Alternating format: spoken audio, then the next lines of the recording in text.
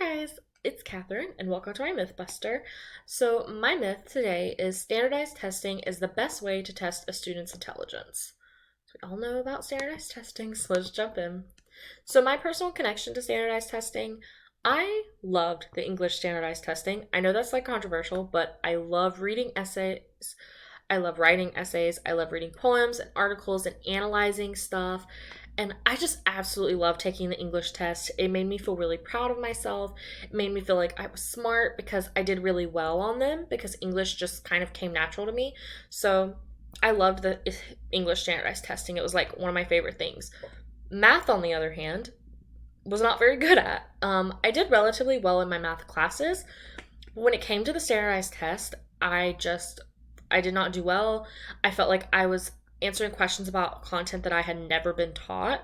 And in some cases, I still believe that I had never been taught it, whether it was just because my teacher never got to it or because there was a certain way that they thought it needed to be taught and he interpreted that differently. Either way. But I just did not do well on math and it made me feel dumb. It made me hate my math classes because I just dreaded that end of the year test where I knew it was just going to be terrible. And it kind of sucked because I didn't like math. It made me hate math as a subject. And looking back, I don't hate math. I loved my math class junior and senior year of high school because my math teacher was incredible, one of my favorite teachers of all time. And so I didn't hate that class, but I always dreaded it because I just knew that end of the year test was coming. And it sucks because I think it really overshadowed the fun that I had in that class. And that's not what school should be about. And that's kind of how APUSH was as well. APUSH is AP US History, and the way it works is that you take the class for a year instead of just one semester, and then at the end of the year you take a standardized test, which is basically a all-encompassing test of, hey, here's the information you learned in the last year, give it back to us. And I did not do very well on that. You had to get a 3 or above out of a scale of 1 to 5, so a 3 to 5, for it to count as a college course. I did not reach that, so it did not count as a college course for me, but I did make a B or B plus in the actual class itself. That was still discouraging for me because at first I kind of felt oh, this was just a waste of time then. I took it for a college credit. I didn't even get it as a college credit. And that test really made me feel like I just didn't do good in that class. In reality, I did great in that class. I had a lot of fun. I learned a lot in a year. It was hard. There was a lot of reading, a lot of flowcharts, but I overall had so much fun. And I remember the thing that I loved most about her class was sometimes on bad days, she would give us fun tests where the questions would be who's your favorite superhero? Who's your favorite movie character? Things that were just fun. And we would have this really great, healthy classroom dynamic, and encouraging learning, encouraging growth, and then we would have this big looming standardized test that I did not make. And so it kind of, for a while, I didn't even like to think about APUSH because I just remember that bad score. Looking back, I'm I loved that class, but it was just that test in the back of my mind that kind of made me okay, I don't like it. And so that just was a terrible thing to have to go through, and I hate that students have to still go through that. In terms of that too, it had an impact on my friends. I saw my friends who were super smart getting bad standardized testing scores back, even though they did really well in their classes themselves, and it discouraged them from learning. And that just really sucked because I care about my friends, and I knew that they were intelligent, and I knew that they were smart, and they felt defined by a grade, and I was there with them, and we just really got discouraged in some ways. And then along with that, I think that testing limits the students. And what I mean by that is I think there's so many opportunities that students don't take or classes they don't take because they don't think they're going to do well at the end of the year test. And I know that I did that. I didn't do zoo school, which I grew up by the zoo. So it was literally just a school where you went for half the day and took your classes at. You went to the zoo. And I didn't do it because I was it's not going to look it's not going to fit on my college application in terms of it didn't fit my schedule that I needed. And I know I'm probably not going to get a good grade in that class, so I just won't do it. So I didn't take it. And there were so many classes, even in college, that I would have loved to have taken, but I was I just only got to make a good grade at the end of the year test.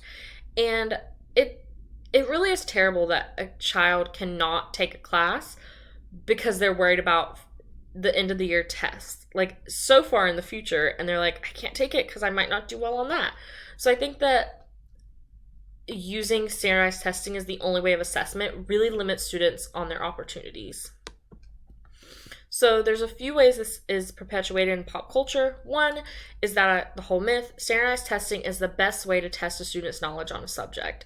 People think that if a student knows the class material, then they should just know like the material itself and be able to talk about it, be able to regurgitate it on a test.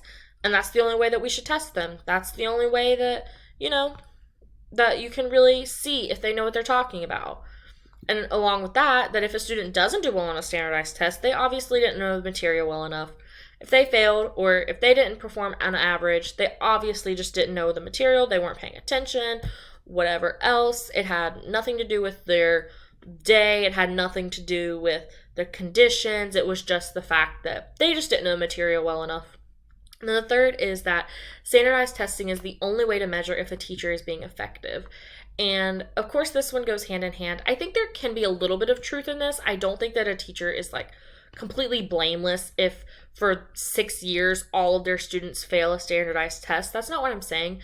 I'm saying more that like it's not just on the teacher as a responsibility. I think a lot of responsibility goes back into the test makers, into the conditions that kids are put in. I think there's just more factors in it than just the teachers. So how myth damages. For one, students with a higher socioeconomic status have advantages that lower income students don't have, like being able to pay for tutors, textbooks that they can study with, and more resources that a lower income student is not going to have. And along with that, lower income schools are going to have teachers that are taking on more responsibility because the school can't afford to get more people for those jobs. So those teachers are having to take on more. And so they have less time and energy to focus on their students outside of that and outside of helping them study. And so I think that higher income schools are going to be able to have teachers who can focus more and really sit down with a student and have one-on-ones, while lower income schools can't do that. They can't afford it. And so it's just not fair to judge those two schools on the same like grade scale when there's such a big difference in the way that the students learn. And lower income students as well, a lot of them are worried about just survival, and so it's hard for them to remember information when they can't know where their next meal is coming from. So measuring their information on something at the same level of a higher income student in a school that has a tutor, textbooks, good teachers who can do one-on-ones with them is just not a fair scale at all. And then along with that, students and teachers can feel less motivated and feel like they're failing. So with students, again, we've talked about with my friends and me, like we felt like we were becoming a grade. We felt like we weren't smart enough, that we were dumb, and it just kind of discouraged us from further participating in our education. Luckily, we had good teachers who kind of helped us with that. But if you have a teacher that doesn't really care that much, then a student will just kind of slip by and not participate at all. And teachers, I think, can get in a kind of a rut as well, where maybe they haven't had a good performing class in the last couple years, or maybe they just feel so burnt out by constantly having to teach the content and teaching to the test rather than teaching what they think is important and what they think the kids need to know. And that can really burn out somebody, is constantly having to just teach kids to a test. So either way, I think it can burn out teachers and students.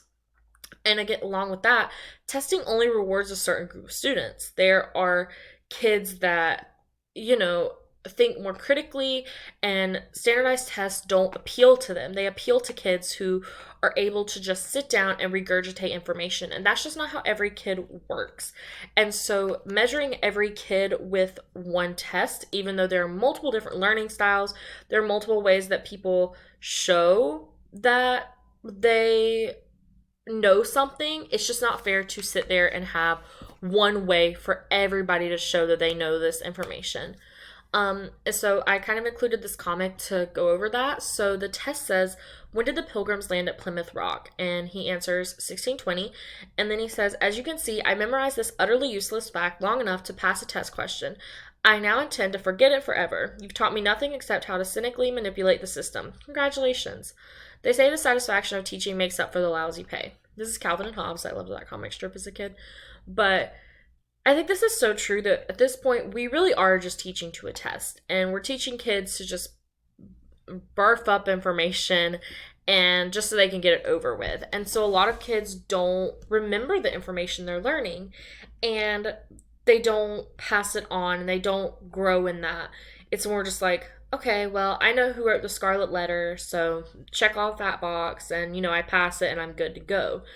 I think that standardized testing really takes away from how much we could teach students and how much they could grow in what we teach them. But because we're not given those opportunities, because we're taught to teach to a test, kids don't get that chance and teachers don't get that chance. So, a visual representation of my myth. My myth, to do that, I picked a picture of students taking a test. They look calm, laid back. They look like they're doing they're flying through it. And I think that that's what people think is like, well, if you know the information, the test will be easy for you.